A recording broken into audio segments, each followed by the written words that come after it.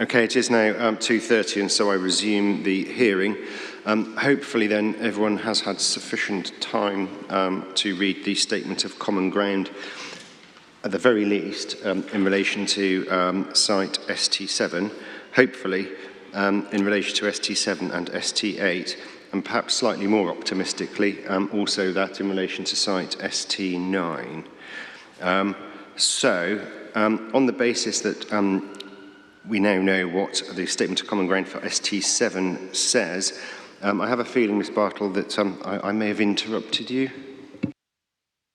It's quite all right, sir.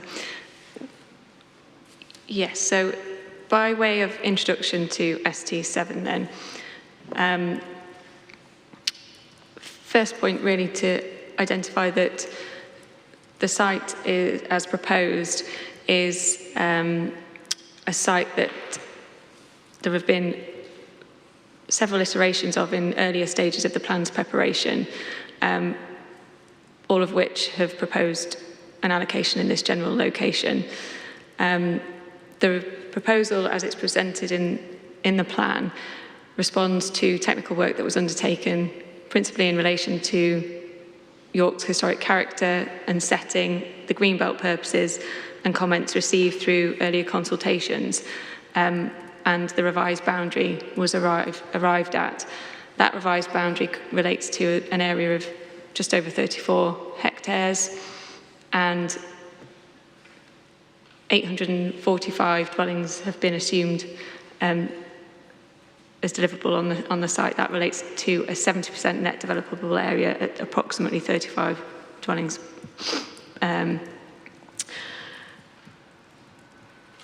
The location specifically in creating this standalone settlement has pulled away from the urban edge as it was previously located, and that's the urban edge of Heworth Without, Meadlands and Oswaldwick, as I say, to create in effect a separate new settlement. And on its eastern edge, the development area was pulled away from the A64 deliberately to protect key views of the Minster. These are all principles that are consistent with the strategic approach that you've heard the Council's position on in phase 2 of these hearings, which we've taken to the Greenbelt and the conservation of the historic character and setting of the city. Sorry, to protect views of the Minster from where? From within this, well, from around the site. More generally on the approach on the A64. From the A64 and around it? Sorry, yes.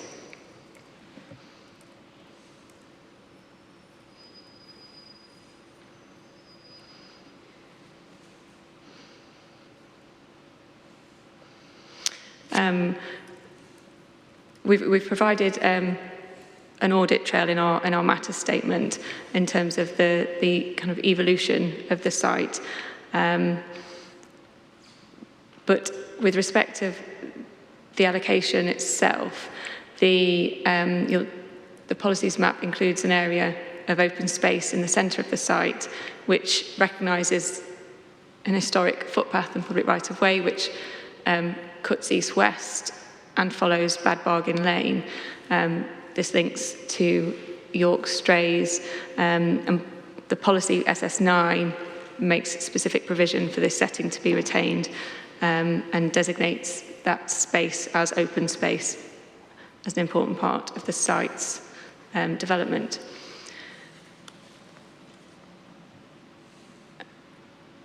The Council has progressed work with the developers since the phase 2 hearings, and we've updated the viability assessment to align with the latest trajectory and infrastructure delivery work, which the Council is also progressing.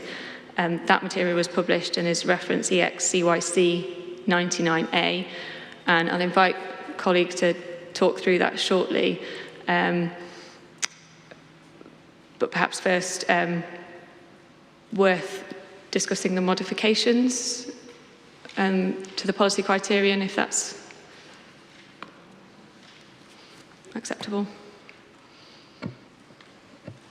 Yeah, is the question of viability something that is common ground between the council and the developers?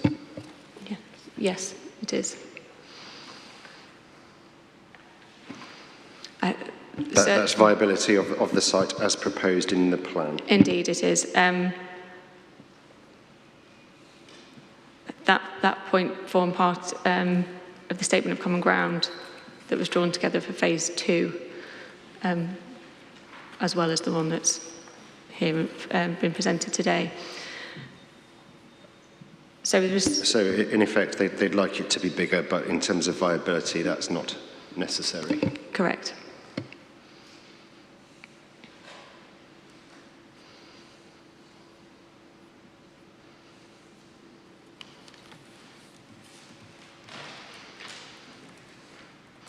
Sorry, yes.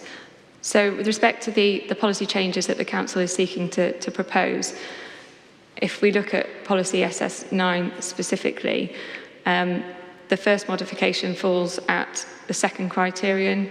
For those that weren't with us this morning, this is a deletion that the Council is proposing across all of the strategic sites where this reference is made in respect of the fact that policy H3, as modified, deals sufficiently with the issue of mix and housing need and requirement to be or have regard to the latest housing needs assessment or other evidence. That is... Just so we're all clear, that's not because you don't think that that's an issue that needs to be looked at, the issue of housing mix, but rather you say it shouldn't be in this policy because it's covered by policy H3, and any decision maker needs to look at the plan as a whole. Yeah, yes, correct. And there's nothing that the council considers particularly bespoke or requiring an in-detail response that requires an additional policy provision in this case. So that is proposed to be replaced with wording which responds to the council's evidence on the Greenbelt boundary and makes a requirement that where those boundaries of the site require some strengthening in order to secure strong and defensible Greenbelt boundaries, that policy covers that sufficiently. I'll invite colleague to talk through the Greenbelt boundary specifically once I've gone through the modifications, if that's, or would you rather deal with it matter by matter? Well, you got me very excited at the prospect of talking in detail about the Greenbelt boundaries, but yeah, okay, I shall park my eagerness for a few minutes. Then if we, the next modification falls on criterion 4, which deals with education matters. Here it's a rewording and updating to reflect, again, the Council's updated position and understanding of the requirements of education on this site, and in this case, the off-site contribution that's required.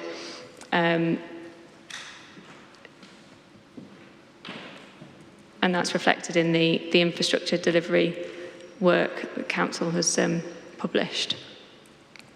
EXCYC 79 is that reference.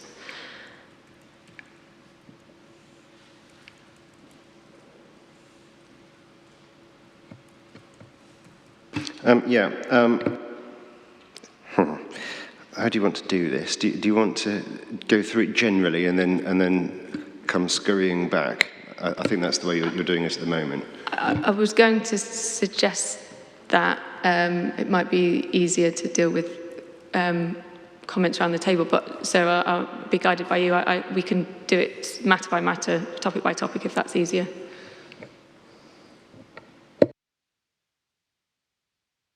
Okay, you carry on with your overview and then I'll bring us back. Okay, so the next modification relates to highways.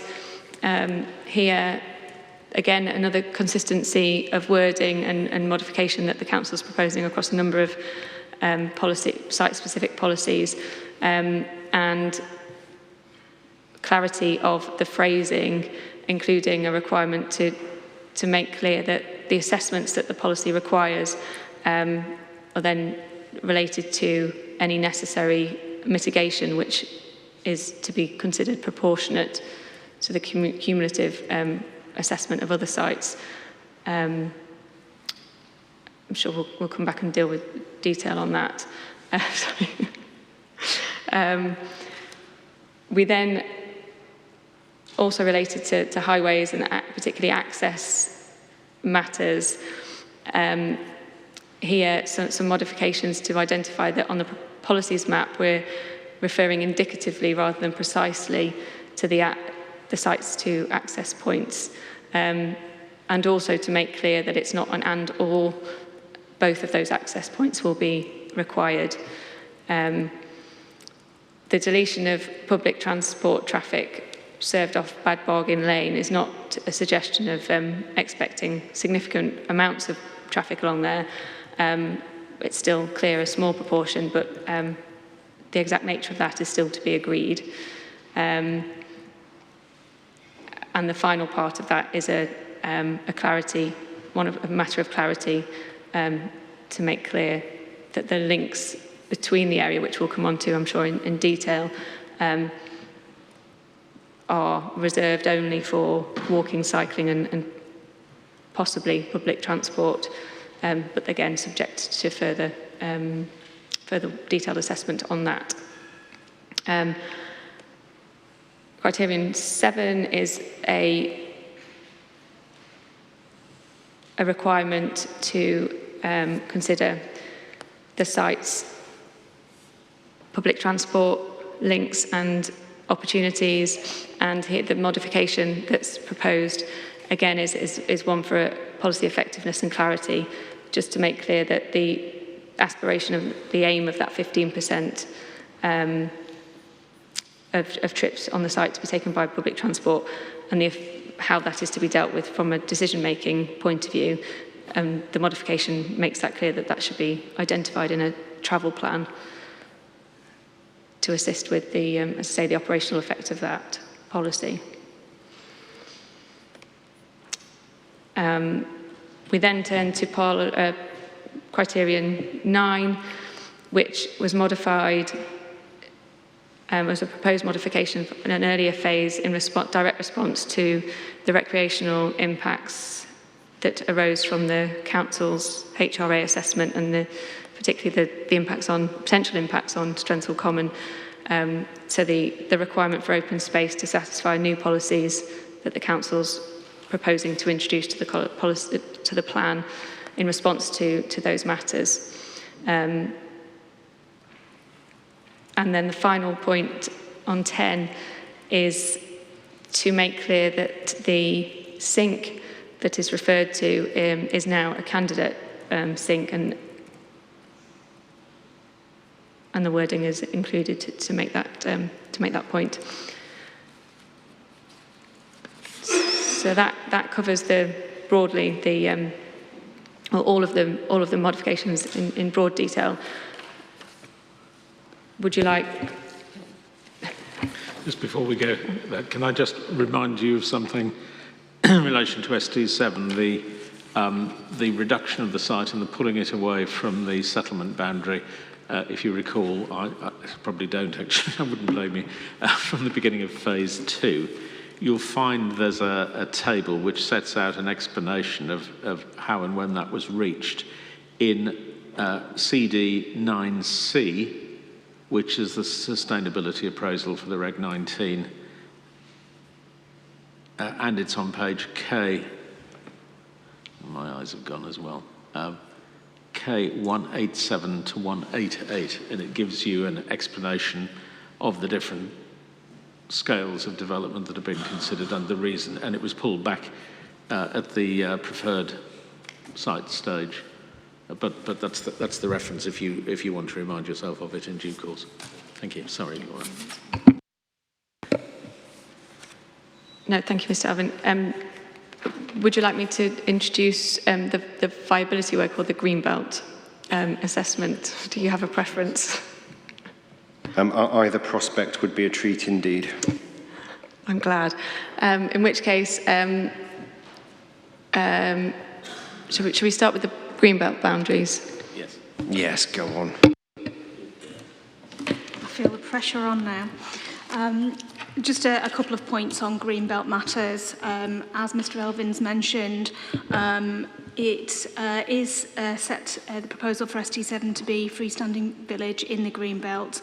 It is noted in the assessment, which is in Annex 5, which is document EXCYC 59G, that the development would affect the openness of the Greenbelt, but the harm to purpose 4 of the Greenbelt, which is the main purpose within York's Greenbelt, would be less than development on the edge of the urban area.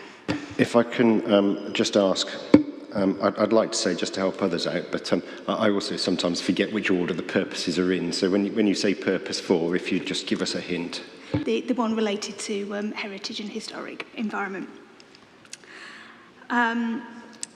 And that was the approach obviously endorsed by Historic England as part in York's case of safeguarding the size and the compact nature of the historic city, which is the York particular interpretation of purpose for the Greenbelt.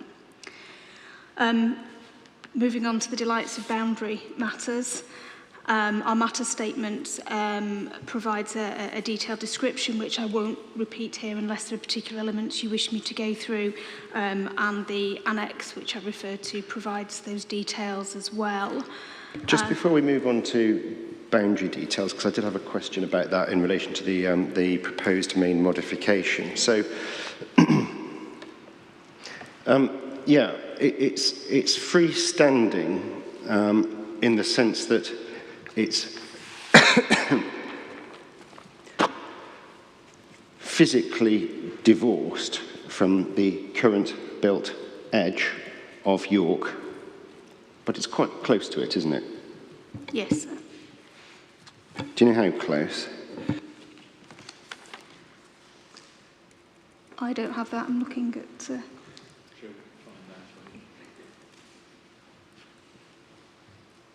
Yeah, sorry, I don't have that particular measurement, but we can find that out. Do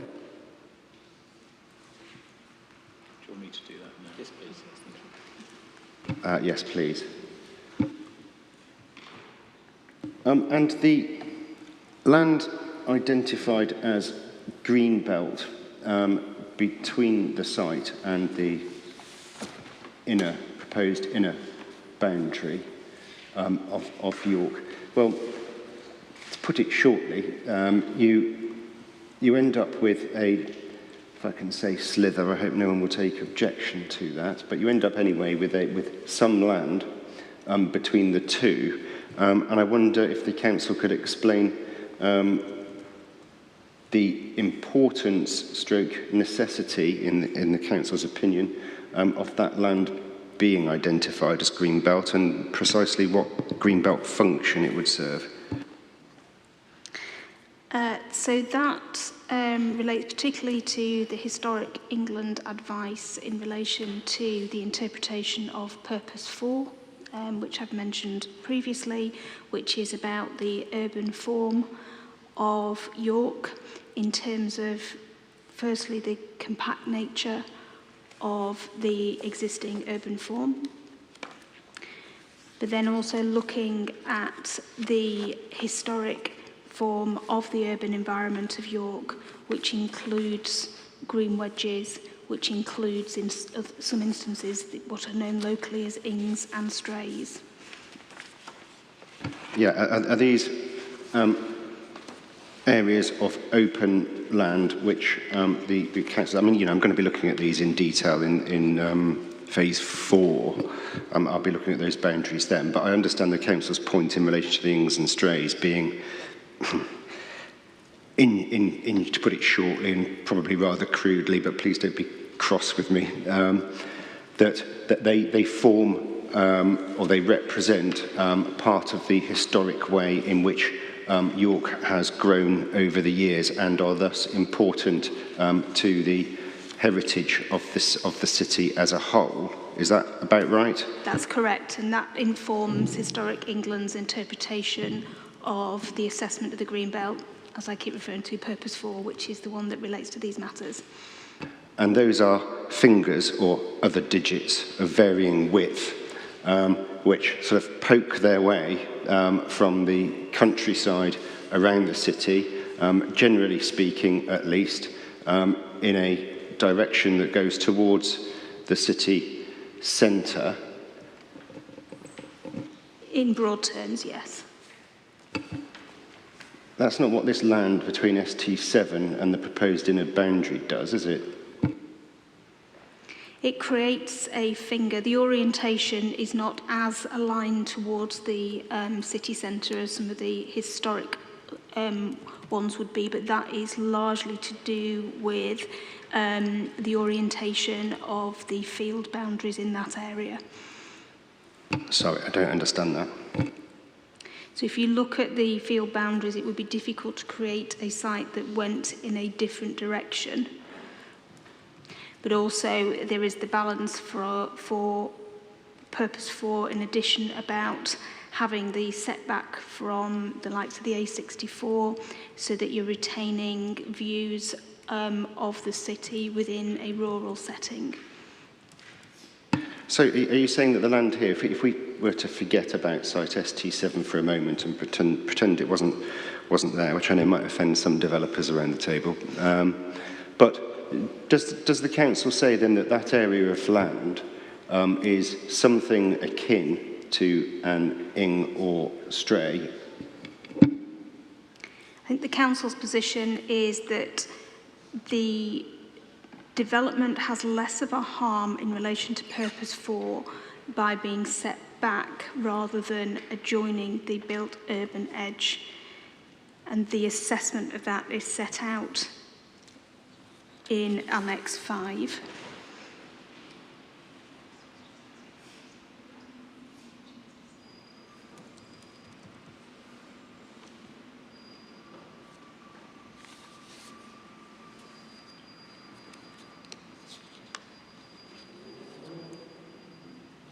Yeah, why?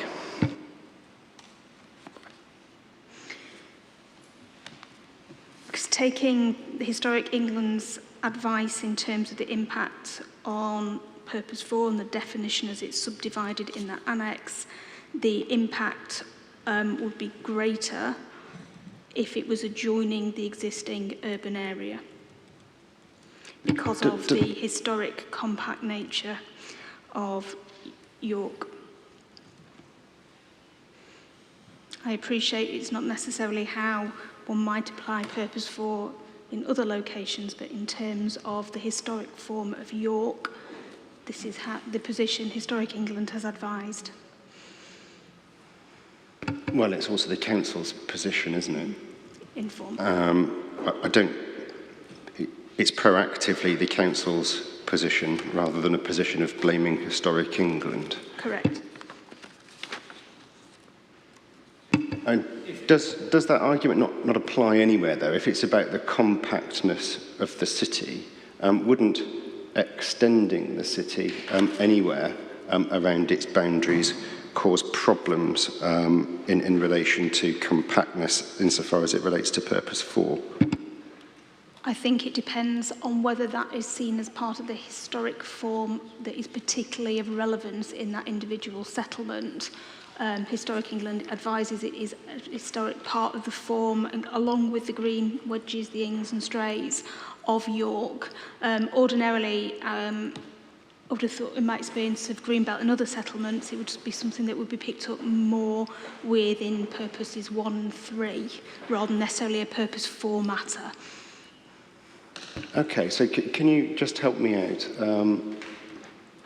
Maybe you're telling me this, but I'm just not getting it. And if that's the case, I apologise for being a slow lad. But what precisely is it about this area here, then, that means that it needs to be set back in the council's view? In terms of setback from the urban edge, I think that's something that applies to the urban area of York in general terms rather than specifically in this location.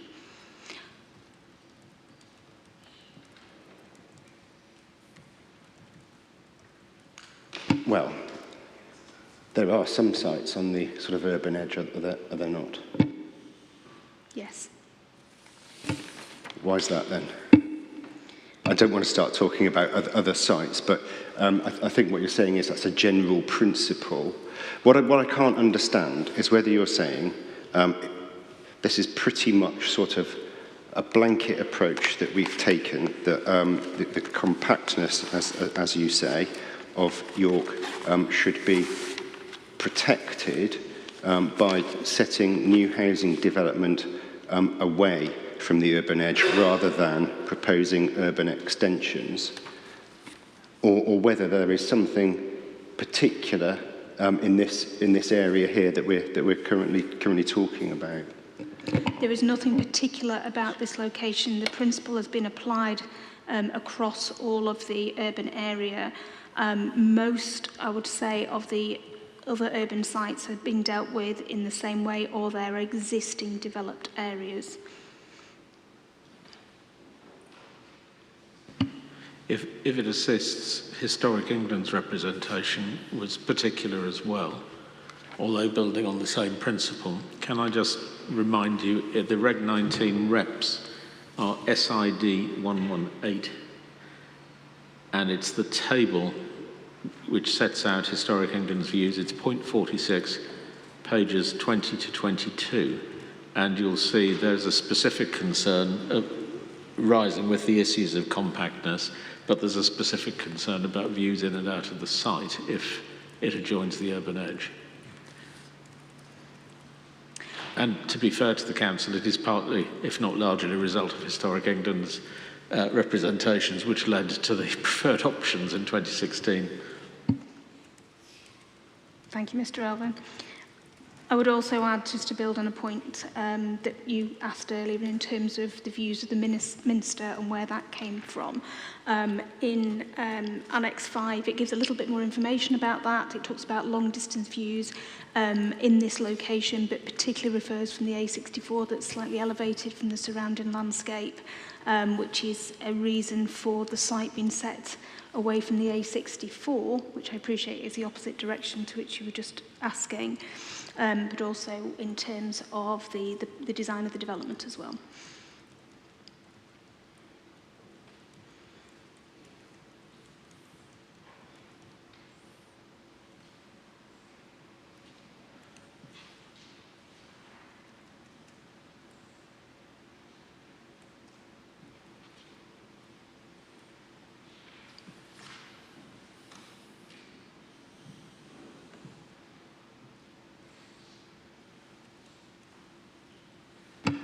So would I be right in understanding then that the council says that in terms of my first question, I think it was on this, about what Greenbelt purpose the land to the west would serve, it's predominantly, is it, about preserving the compactness of York's urban edge in this location?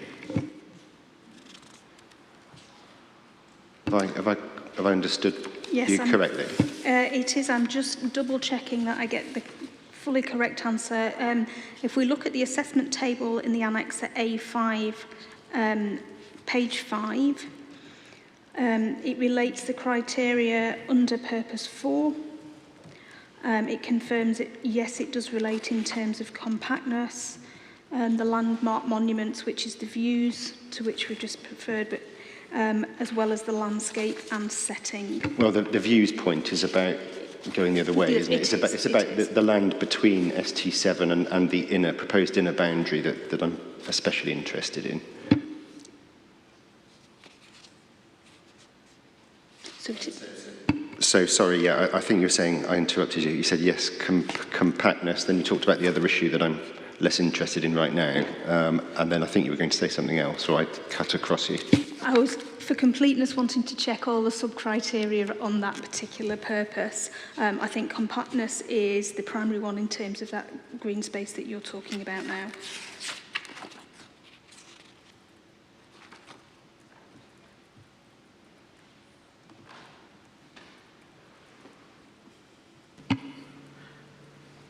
I can just add to that. Translated into the terms that Historic England were concerned about, and which is also reflected in the essay, that compactness gives rise to issues with regard to setting of the historic character of the city, of course. I would just also like to add page 10 of that annex, which is the criteria on landscape and setting, whilst the first part of the assessment, which is on page 9, refers to the eastern side. It does then also go on to green wedges should be retained and help reinforce the pattern of green space filtering into the city centre as per other strays and green wedges. So, sorry, was that specifically about this area here? So that is making a comparison then, is it, between the role that the ings and strays play in relation to the compactness and urban form of the city, comparing that green stray stroke ing function and likening that function here? Yes, that would be my interpretation of that. Just to clarify, Historic England talks about green wedges, some of which are strays and ings. Just a matter of detail rather than the green wedges exclusively being ings and strays. Does that make sense? Yeah.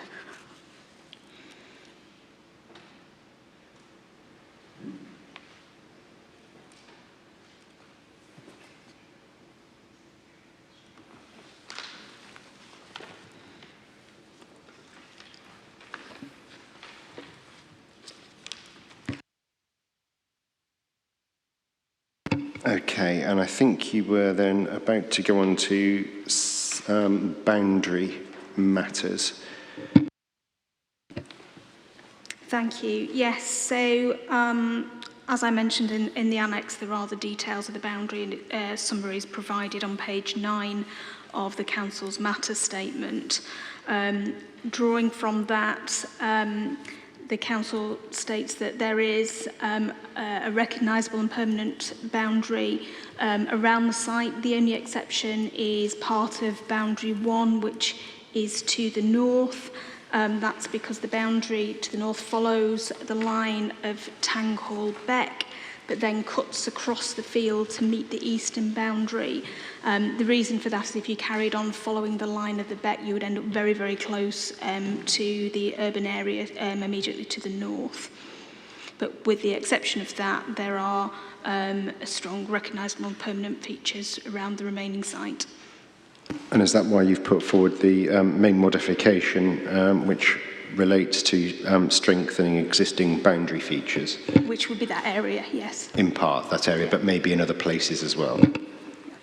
Yeah, There might be some gaps. There may be small gaps, but that would be the one that was most noticeable.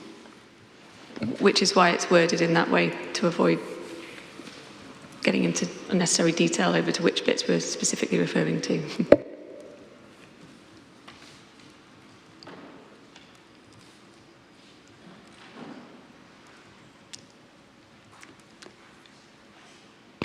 You're looking like you want to finish, Mrs. Brown. As in, to conclude or finish. That was all I was going to say, unless there are any particular other parts of the boundary description you require. No, I'm happy to leave that there for now. I'll open up the debate on this stuff a bit later on, but if we can go to the question of viability next, I think you were going to take us, Ms. Bartle. Thank you, yes. I'll ask Mr. Porter to talk through the assessment testing that was most recently presented.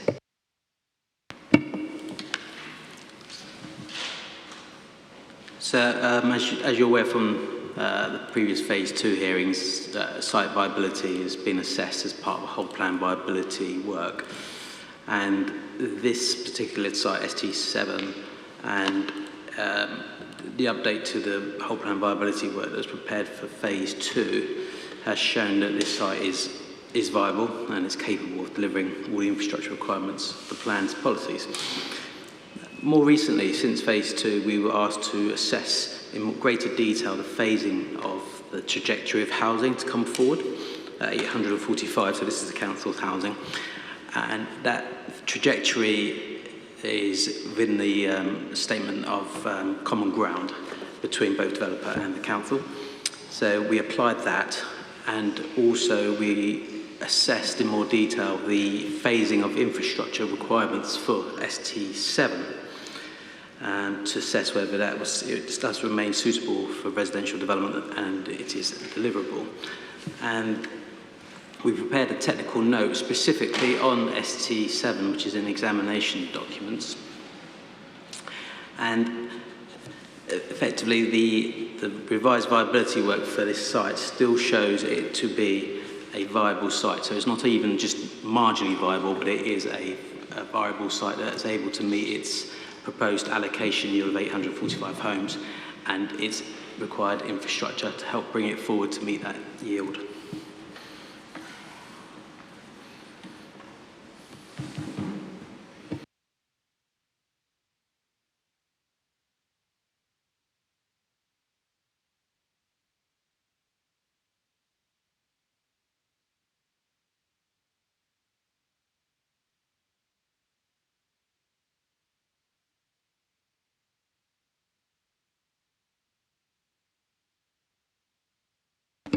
I don't have any question that I want to raise at this point anyway on viability. Did you have in your mind that you were going to take us somewhere else, Ms Bartle? Or I've got some questions about the proposed main modification. Only with respect to the council's assessment of deliverability, which we've presented as part of the 5-year supply evidence, and particularly the information provided at EXCYC 76F, which provides the justification for the delivery rates and the expectation of homes on the site to come forward in the later stages of the 5-year supply, noting that the site doesn't benefit from planning permission at the moment, but does meet the tests with regard to willing landowner and demonstrable work being advanced to bring forward the applications and developers in place to also bring forward the development of the site. And those delivery rates are agreed with the developers, are they? They are, yes. Also included in the statements of common ground at phase 2.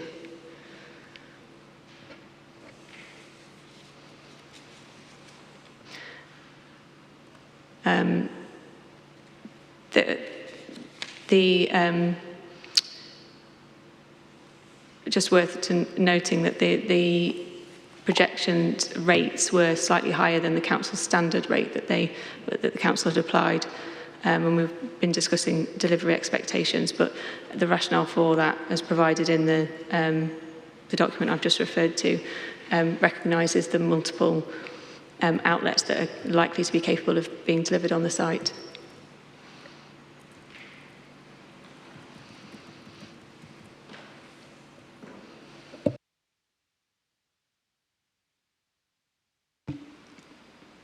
Okay. Does that conclude the council's sort of opening overview? It does, sir, yes. Thank you. Okay, thank you for that. I do have some questions, but I'm going to see if anyone else does the work for me first by opening it up. Councillor Waters. Thank you, sir. I think that rather confusing exchange for the last hour takes me back to that analogy I used in 2019 of the council attempting to bang a square peg in a round hole. When they're discussing Greenbelt, I've put it in enough written submissions, but I really think there's one paragraph from Inspector Shepherd's report from 1994 that I would ask you to indulge me to read out. It's only a short one. Now, this in particular refers to a site that was looked at in, well, 1992-93, and it's around Cottage Farm, so it's actually part of ST7 now. The inspector concluded in 1994, the objection site lies within a broad swathe of open countryside at the eastern side of the city, lying between the built-up area and the ring road. This countryside is characterised by fields and hedgerows and forms a pleasant and important landscape setting for the historic city. This countryside setting is particularly evident in views from the ring road. The objection site occupies a substantial part of this swathe of open countryside, and its development would be a serious encroachment into the countryside, which would adversely affect the setting of the city. Encroachment into the countryside in this area would undermine the objectives of Greenbelt policy and could not be overcome by landscaping any development on this site. There's paragraph upon paragraph in Inspector Shepherd's report that goes on like that. Again, you're trying to bang a square peg in a round hole. If ST7 goes ahead in its current format, or indeed any format, any pretence that Greenbelt policy in York is trying to protect the historic setting of the city, and the Minster in particular, is gone for good.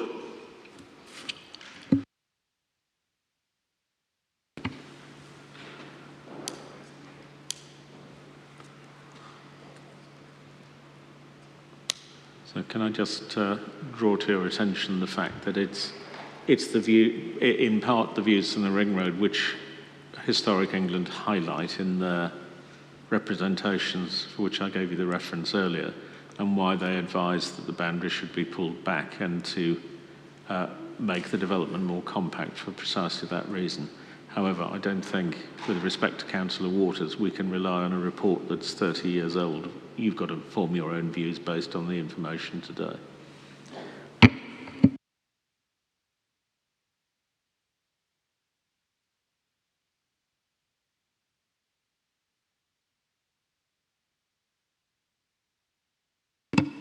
Mr. Butler. Thank you, sir. I'm going to try and act as coordinator a little bit if I can, just so we can make everyone's life a bit easier for them in terms of who we've got on this side of the table supporting the allocation. I don't want to hear the same thing from each and every one of you. Good, neither do I. So, good news, thank you. So I think the overarching comment from me and what we've put in our statements is this idea of flexibility and the need for flexibility, and not only that the council's evidence and our own evidence identify the flexibility in that western element of the site in terms of where those boundaries could lie should they be needed to deliver the development or anything attached to the development. So that's the sort of the opening gambit effectively. Where we have concerns over the policies, and we can come on to the specific parts of the statement of the criteria that we want to be amended and go into the nitty-gritty on that in due course. But effectively what those policy aspirations are doing is shrinking the net developable area of the site. And you'll remember at phase 2 we talked about whether the net developable area should be 75%, 70%, 60%, and obviously we were putting forward the lower 60% and then with a lower density level. So what effectively the policy does is shrink that net developable area, which was already very, very tight, which therefore means that to get to the number of 845 as currently drawn, your density would need to lift, which then doesn't align with the Garden Village aspiration, which is the first criteria in the policy. So that's the opening gambit there. And I think everything we talk about this afternoon, in as brief as possible, all roads, all hedgerows lead to that, effectively that point. So what I just want to do now then is touch base on the gap and the wedge side of things, because that's been discussed for the first part of today. And for that, Stuart to my left, Mr. Natkis, and Mrs. Garcia to my right will probably comment on that. And then I'll stop talking for now, and then I'll come back in terms of the criteria in due course.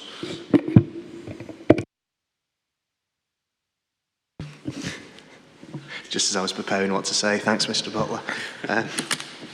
Okay, yeah, just in terms of the gap, in terms of Councillor Waters' comments, just a couple of points where we want to quickly point out.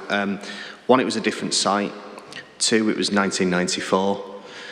I think, well, I won't tell you how old I was only just in secondary school. I didn't even know what planning was, so knowing what was going on around this area, I didn't have much interest in. Please don't boast. I imagine the housing requirement was somewhat different to what we're looking at now. 1994 was pre-PPG2. I think that was 1996 from memory, never mind the framework.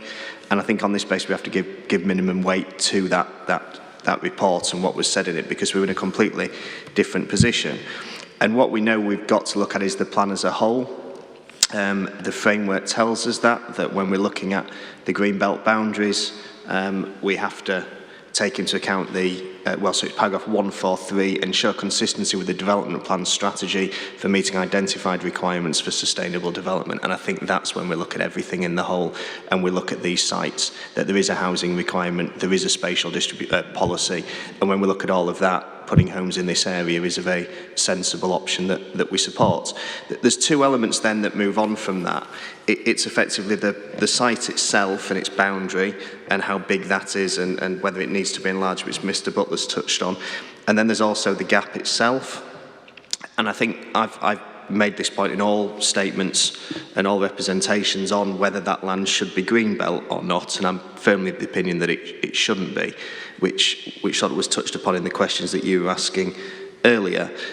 So far as the boundary goes, alternative boundaries have been done, and if either the boundary should be altered now or if further homes are needed, it can be enlarged even further. And we will touch on those, I think, potentially at the next phase, and Mr. Butler might mention the numbers. But just in terms of the gap, the question is, should it be in the green belt?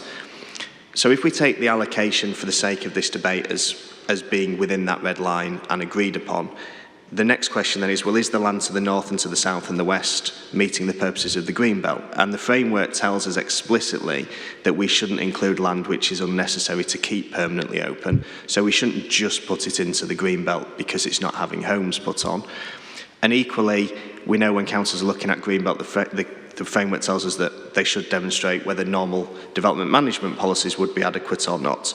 And I think the concern I have with this is, and I've said this on a number of sites and times before, that it does seem a very binary approach from the council. We touched upon this with the inner boundary, where it effectively just follows the built form. And this again seems to be a site of, well, we've got the homes that we need within the red line, let's put everything else as greenbelt. And the question was asked to the council, well, which purpose is it? And they were very explicit that it's purpose 4 with regards to the protecting the historic setting of York. And when pushed on this, the points that they linked were the strays and the green wedges. And I'd invite you to look at Appendix G of the Council's Greenbelt topic paper, which maps the site. The page reference is A5:3. And within that, it maps the village setting, the areas retaining rural setting, the river corridors, the areas preventing coalescence, the green wedges, the strays, the things that we were talked about. And this site only appears very marginally on its northern extent. Within that, all of the land to the west and to the south is not within any of those. So when we're told that it's to protect the strays and green wedges, it doesn't have any purpose to do that because none of them are within that area. In terms of the field boundaries that define a settlement boundary, I understand the point that the field boundaries may define the settlement boundary, but that then doesn't mean that anything that's outside of that automatically becomes greenbelt. It's not a valid purpose for us to consider. It then looked about the Historical England views in and out of the site, and they asked you to look at the representations they put in. And they're very clear reading those representations that it's the eastern edge with regards the A64 and the views that can be seen. So again, putting the land to the west of the settlement within the green belt has no protection of any of those things that Historic England were talking about because they're absolutely explicit that it's an offset from the A64. And then finally we heard about the compactness, but again, that isn't picked up in anything that we've got. So the very simple perspective from myself is that if you're looking at relying on purpose 4, there's no evidence from anybody why that land should be within the green belt in order to preserve the historic setting of York. Now that doesn't mean that it has to form part of the allocation, it just doesn't go in the green belt. And it's really important again for this because what the framework tells us is that we should set green belt boundaries that endure and don't need to be done, and we're setting it for the very first time. So again, we're not just making that binary choice of removing land from the green belt to put housing in or employment, we're making a decision of which land should be within the green belt. And I think just because this land doesn't meet the purposes doesn't mean that it automatically all gets built on, because there's other development management tools. It can have the open space. If the council want a standoff from the houses for, say, residential amenity purposes, again, that can be done. If they want the views from the Minster, there's a 50-metre buffer within here. Those things can all be applied in order to develop it. So I think the boundary of the site could be made bigger. It wouldn't have an adverse impact on any of those purposes if it did. However, if you believe this is the right boundary, that land shouldn't be in the green belt, because there isn't any evidence in any of the representations or the historic papers, or indeed the appendix to the topic paper, that suggests it should be when you consider it against purpose 4 as suggested. Good afternoon, sir. Oh, did you want to say something? Yes, I think it's Miss Garcia, isn't it? That's correct. Yeah, I can't see that far, so I've Sorry. just remembered well for once. Miss Garcia. Yes, that's me, Ms. Garcia. If I may take two elements slightly separately, the issue of the views that's been discussed, and then the issue of the gap as a separate element. And within the views, there are two separate issues there. A lot's been mentioned of the Historic England comments upon views. If we actually look at what Historic England say, they say views from the A64 to the eastern edge of the city. What Historic England don't go on to define is why that view is significant. There is nothing in the view of the eastern edge of the city which helps to contribute to the significance of any heritage assets. The view from the A64 generally, when moving along, is of modern development, characterised. There are a number of pylons. The industrial estate to the north of Osbaldwick is also highly visible from that view. So the Historic England comment upon views is with reference to views to the eastern edge of the city, but there's nothing to indicate what significance that has in heritage terms. The second view, as it were, is this view of the Minster from the A64. Now, this is derived from a key view that was identified in the 2012 York Central Historic Core Conservation Area appraisal, which identified this view. This was done in 2012, and identified key view number 5, which is explicitly referenced as a dynamic view. One that is explicitly dynamic and to be obtained when moving at speed along the A64. There's no public footpaths along the A64, so the only in that location. So the only way to obtain that view, it's an oblique view of the Minster. The silhouette of the Minster is by moving one's head to be obtained by a passenger whilst moving up and down the A64. Within the Conservation Area Appraisal document, they set out ideas for protection of this key view, and one of these is development should not be allowed to challenge the Minster or its silhouette. Views toward the Minster should be protected via that. There is the mechanism in the policy for this site for that to be achieved in the criterion which hasn't been challenged from the council, criterion 11 of policy SS9. So those are the issues of the views. If we look to the issue of the gap... Forgive me, Ms. Garcia. You were referring us to a document there, but I wasn't sure which one. I did have the...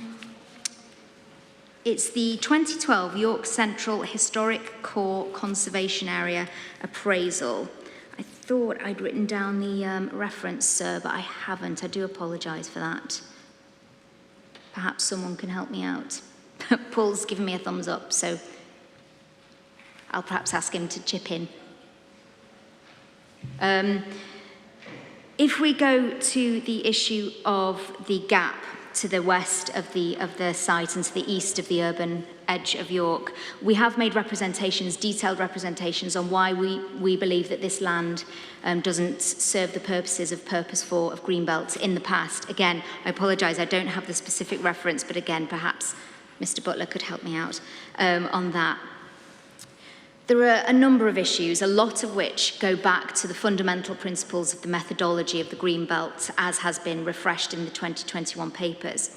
However, issues that you raised yourself, sir, in terms of there's the identification of this gap as a stray or an ing. There are clearly no pathways from the agricultural hinterland into the historic core. And I think it was the answer from the council was interesting because they began to talk about this area, the shape of the area being a result of the historic field pattern, which goes to, are they identifying this area to protect individual heritage assets rather than the purpose of Purpose 4, which is to preserve the setting and special character of the historic town. Issues of compactness, if I can just sort of go back, come from the 2021 Greenbelt methodologies emphasis on the heritage topic paper of 2014, which is SD 103. That topic paper set out 6 characteristics, one of which was compactness. And within that document, it set out the key features of compactness and the significance that those engender. Now, the significances set out in that topic paper do not relate well to the questions set out within EX-CYC 59G, the topic paper Annex 5 for the freestanding sites. The preserving the compactness of York's urban edge, it talks about land, just forgive me one moment. Does land need to be kept to maintain a connection to an open historic setting? To serve Purpose 4, the land itself has to form part of the setting of the historic town. It can't form something that is an intermediate connection to an area of setting, because then we're getting into the realms of protecting the setting of a setting, and then you will never, that will just spiral out from there. So I don't think that if we look at what topic, the heritage topic paper of 2014 says about compactness, the site to the area to the west of the allocation, to the east of the urban edge, does not serve those purposes. It doesn't engender the characteristics and key features identified in that paper. And I think the context of that area hasn't been taken into account. As has been pointed out, it will be surrounded by all sides by modern development. There's brand new development to the west of Metcalfe Lane. This will essentially be an isolated area of land that has no connection to the historic core. There are no views into the historic core from this particular area of land. And it's really for those reasons that we believe this area of land doesn't serve Purpose 4 of the Greenbelt. Thank you.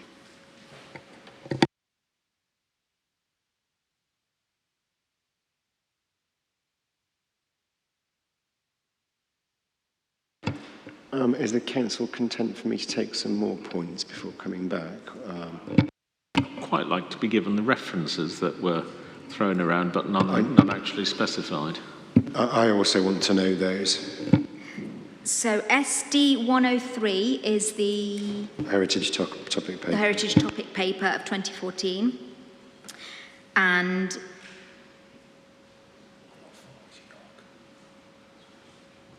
You were talking, I think, about the 2012 conservation area appraisal. Sorry, but I was going to read it out to Laura, then I thought I might as well just read it out, haven't I? SD 104, York Central Historic Core Conservation Area Appraisal 2011. Is that the one? 2012. I know what the document is, Yeah. but it's the reference in the document as well that we need. bear with me one moment.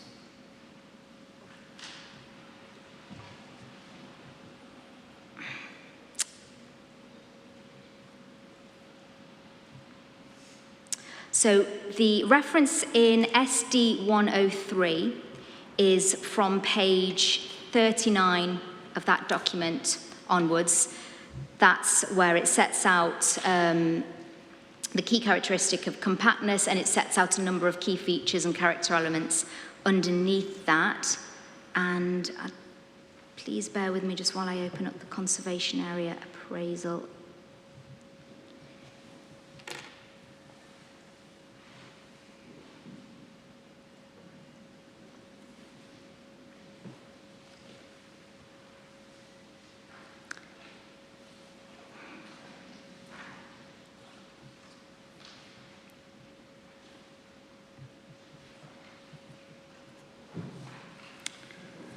It's very tense while I wait for it to load. Please bear with me.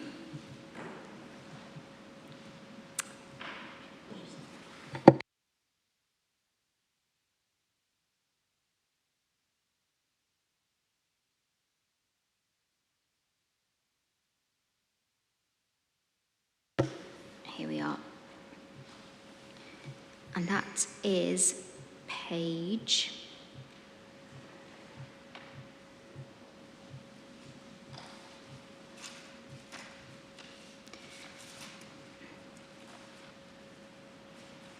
77 is where it discusses Key View 5, A64 East.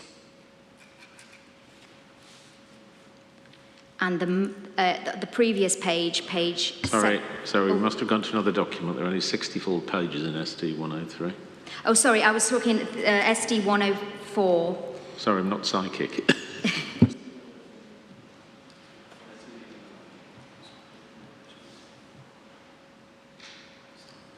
So in the page reference in SD 103 is page 39 onwards. The page reference in SD 104 is page 77.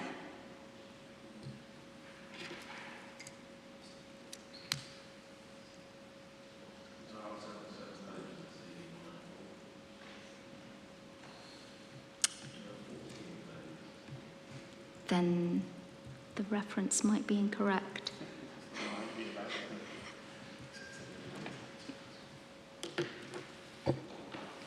Okay, can we come back to that?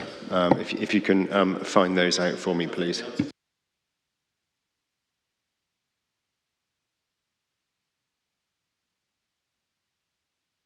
Okay, are you happy for me to take some additional points? Yeah, you are, okay. Mr. Merritt. Thank you. First of all, if I could speak on behalf of the York Environment Forum. When we were looking at the local plan, we were very sceptical about some of the small sites like this one in terms of them being able to deliver reasonable communities in terms of ranger services, etc. So we made the point in our submission very strongly that we felt it would be much better to actually have a smaller couple of very large garden village developments which do have the scale and mass to work as reasonably self-sustainable communities, rather than a series of very small sites where it would be difficult to deliver real community developments that were relatively sustainable. So I think coming back to what we said about the spatial strategy, we saw York as trying to maintain the compact urban character of the city in line with the sort of Greenbelt designation, but with a series of communities, a bit like Haxby already is, and the 1960s version of a major new village, rather than these, as I say, small areas tacked on the edge of the urban area in a not very satisfactory manner. So that's the point I wanted to make on behalf of the York Environment Forum. In terms of York Labour Party, we've taken a different view. We are, as we've previously indicated, are concerned about the small size of this and a number of other sites and the way that the site allocations have been progressively reduced. We think that given that this particular site is actually very close to the existing urban area, it is a reasonable extension to the city to deal with the major housing needs and particularly affordable housing needs of this city. But we would want to see it allocated in terms of the original size of the settlement, i.e. I think 1225, I think it was in the 2013-14 version of the plan. And that would also, along with what we've separately argued on the affordable housing, a higher percentage, that should be deliverable. If you've got 7.5K margin out of the existing small settlement, which carries a lot of the heavy infrastructure costs for the road connections, then there should be quite reasonable scope for achieving a higher level of affordable housing on a larger development, as well as a better set of community facilities within it. The other issue I just wanted to flag is there is an ambition for 15% bus use. If you look at the adjacent previous new development of Derwentthorpe, you will see that that falls far short of producing 15% bus usage. It comes back to the point we've made earlier. You have to have a frequent, reliable enough service that is attractive to get people out of their cars. And that's, as I say, this new development is a very small site. There might be some logic to actually running the very minimal bus service to Derwentthorpe through to this site, so that you can actually increase the potential passenger basis for the bus service and thereby improve the frequency of that service and the ability to actually provide a decent alternative to car owners. And that's very important in terms of the traffic implications. If you look at the council's submission in terms of the updated traffic analysis, you will know that one of the two main corridors that helps to serve this part of the city, the A1079 Hull Road, is one of the most adversely affected transport corridors in the city out of the local plan proposals, and therefore being able... Forgive me, Mr. Mayor, just on that point then, do you think it's a good thing that the council is proposing a main modification requiring the submission of a sustainable travel plan? Yes, we support having a sustainable travel plan, but it's got to be meaningful. And if you actually look at the change in the wording, I'm not sure that the wording doesn't weaken the requirement. It was there before. It was crossed out and then retacked at the end of the paragraph in a different form.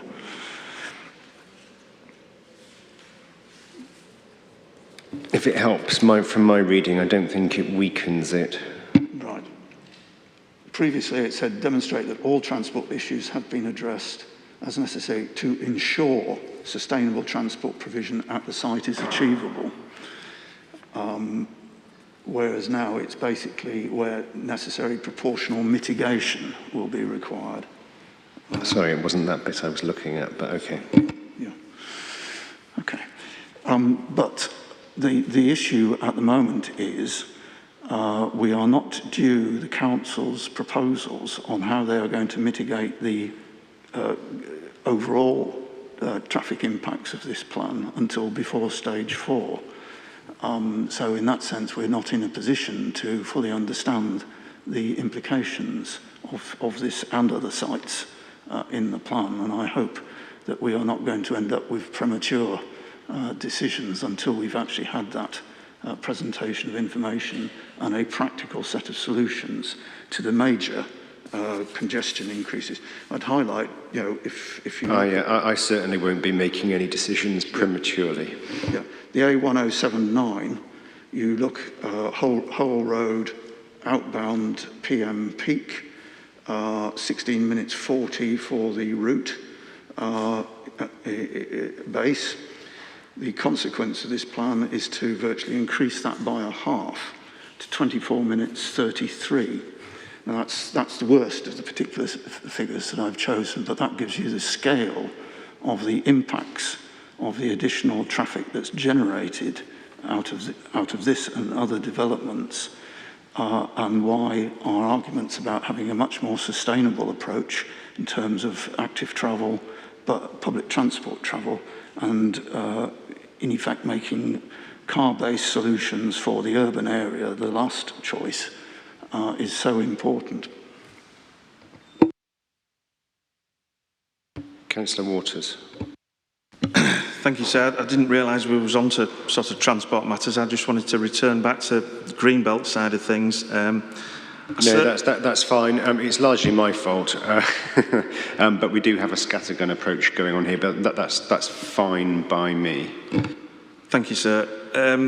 Going back to what Mr. Natkus said about the 1994 report from Inspector Shepherd, it wasn't a different site. I've put those submissions in before, so no doubt you'll be able to assess for yourself.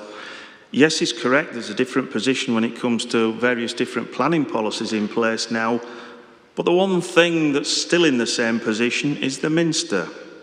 And I would argue that the views are more important now across that swathe of land than they were 28 years ago. And I'm sure, Inspector, on your visit, when you go round the bypass, and contrary to what Miss Garcia said, you've no need to speed round, so you only get oblique views. If you go at a reasonable pace, you'll see that for yourself. When you travel further round the ring road and you look across, for example, to Monk's Cross now, the views of the Minster are quite considerably spoilt by an enormous, great big community stadium that's been built. And it may be worth considering that, for example, other sites like the Galtrees Village that's been proposed, although I don't think it's in any allocation, would have much less impact on views of the Minster. A particular concern to me was the reference to, by Miss Garcia, of the land west of Metcalfe Lane somehow spoiling or, well, I'll leave it at that, spoiling this Greenbelt view, because in 2006, City Council were quite happy to use Inspector Shepherd's conclusions when pushing through development of Derwentthorpe on the council's own land, and that Metcalfe Lane would be an enduring defendable greenbelt boundary, and there would be no impact on the greenbelt value to the west, out to the east. So that is a little bit of a worrying scenario that's painted by one of the advisors. And there's been quite a lot of reference to the input from Historic England. I sort of go back, and again, I've put it in submissions before, Inspector, so I won't repeat all this, but the written submissions from English Heritage, as it was known then, in 2006, when they virtually rolled a hand grenade through the planning department at City of York Council with what they actually said, and if I can, I'll read a paragraph, because I think it might concentrate minds.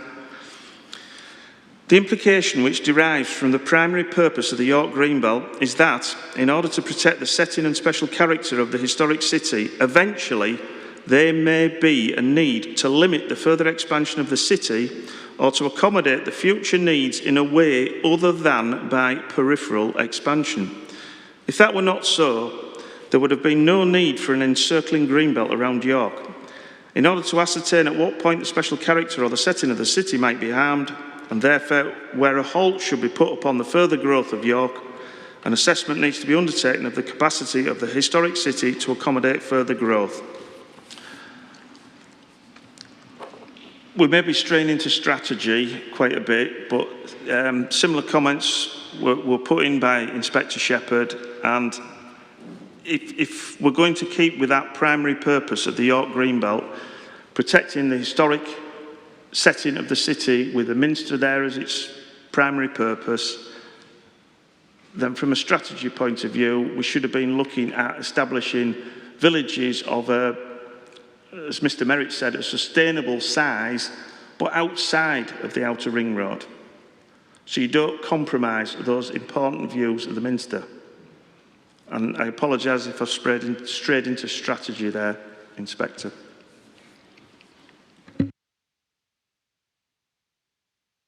Mr. Butler. Thank you. So just quickly, a few points on there in terms of just a response to Councillor Waters. There's four sort of key points I'd come back on. In the intervening periods since either 1994 and 2006, there's a lot more vegetation in the gap between the outer edge of Burnholme and the 64. So the views from the 64 to the Minster have actually, the Minster itself's not moved, everything else in between has changed. There is more development now, the urban edge is extended, Derwentthorpe, and as Councillor Waters said, there's a new stadium building as well, which I would argue, draws the eye more than the Minster, unfortunately. The third thing that's one thing that's not changed is the 64 and the speed of that road. It's 60 miles an hour, so it is fairly quick, and you should really look forward rather than left or right. Is the reason why it's a transient dynamic view at oblique angles. And then the other thing that's not changed is the distance of the 64, which is to the Minster. That's not changed at all. And just to give you a reference to a distance that you requested earlier, the distance from the eastern edge of ST7 to the 64 is 550 to 600 metres. So it's one of the largest around the city. It's how many, sorry? 550 to 600, depending on, because the 64 arcs. Where's that measured from, please? I've taken that from the closest edge of ST7 to the 64, and then as it arches away, you get an extra 50 metres there. Google Maps is the more accurate reference. Yeah. Yeah. By my fair hand. If you extended your allocation to the edge originally shown pre-2016, what's the distance, please? The eastern edge so the eastern edge has not changed from memory. It follows the hedgerow boundary that's been there and runs down Outgang Lane. And the eastern edge has stayed the same. Definitely for the last 8 years I've been involved. The northern edge differs on the different proposals we put forward, as does the southern edge and the western edge, but the eastern edge has always been the same. Yep.